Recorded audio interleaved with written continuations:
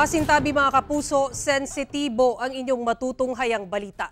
Isang lalaki ang natagpo ang patay at may hiwa ang ari sa isang damuhan sa bayan ng Claver sa Surigao del Norte. Ang biktima ng gahasa umano ng isang menor de edad. Tadtad ng tama ng bala ng baril sa ulo at katawan ng matagpuan ng mga residente ang isang lalaki sa Barangay Panataw sa bayan ng Claver, Surigao del Norte nitong Martes. Ang lalaki nakahubad at may hiwa pa ang ari nito. Ayon sa kapulisan, ang biktima ay isang 31 anyos na backhoe operator.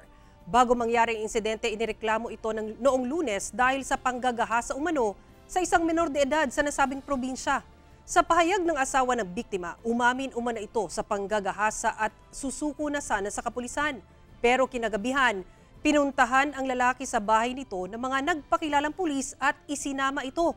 Pero hindi na ito nakauwi pa. Pinabulaan na naman ng kapulisan ang paratang na pumunta ang kanilang mga kawani sa bahay ng biktima. Ayon sa kapulisan, ang panggagahasa umano sa isang menor de edad ang posibleng dahilan sa pagpatay sa biktima. Nagpapatuloy pa sa ngayon ang investigasyon ng otoridad sa pangyayari.